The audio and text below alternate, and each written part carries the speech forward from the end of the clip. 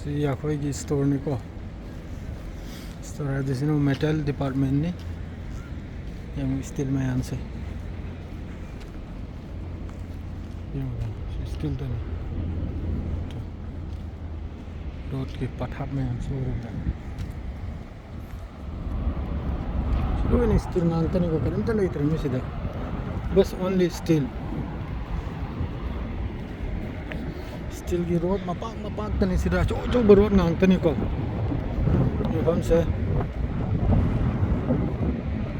ये मतलब सीधी योट पाक में से सी योट पाक हम क्या रम तारम नहीं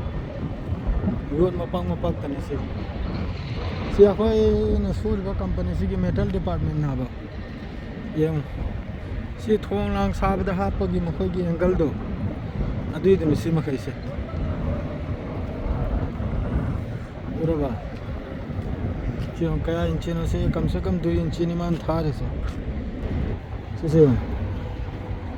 ये रोड पाक ना तो नहीं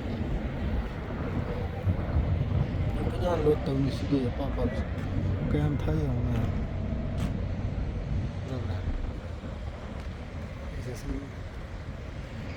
समताव नरिम ना खाना था क्या चाव खरम नंग सी एरिया से उरे बरा सी खाली तो चाव में तो बहुत चाव खरम जाने सी अखोई की मेटल डिपार्टमेंट हायरेगा मैम ने खंग नरे खंगे दा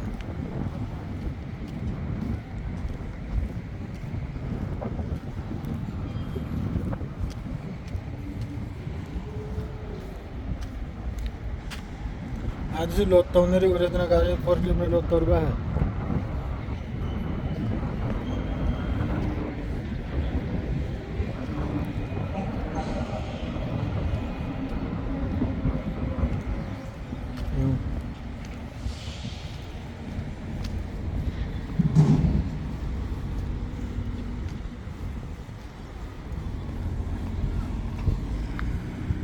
मैं आपने मोबाइल की पोत एक नहीं है तो हम दो दुगी दुनी से ऐसे चंग लगे मनुंग दा ये योपी यो नाइ ले रम ने खोंग को थिल खिदने ने योट नांगता नहीं माना बस वो पाई के धरम नहीं से सी योट मपा करोड़ की मिलियन की माँ की साइज से हूँ 20 mm नहीं माई साइज से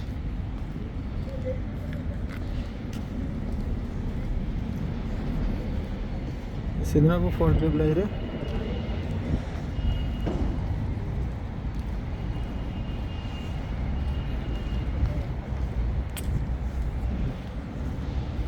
सी स्टील मपा सीनगर थांग तेल साकिबदबु लेंबोय वाले लेत्रे वजह से मन चंगे लगले मन लागले हो जाए इसे मेटल नहीं सिंदर वो आपा तो दिन थम्मी से तो आपा साइज तो प्लेट नांगता नहीं स्टील प्लेट नांगता नहीं सी ग्राक से मतलब स्टील प्लेट में से सी करी था बुक चन नम नोद्री हाइब नंबर को सिंदर वो 4 mm नहीं अदर में मांगे सिंदर वो 5 mm नहीं से 5 mm अदर इधर सिंदर वो 9.8 mm आएंगे थारे हंग दा करी ना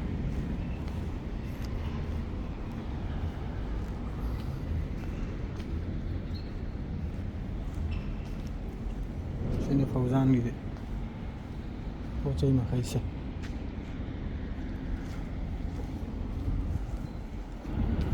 अदुने ता उसमें सीधे अखोई पोचई मुक्त थम्मी मपोगी मयुंगी अदुगी दो अदुन येंग बलाकपा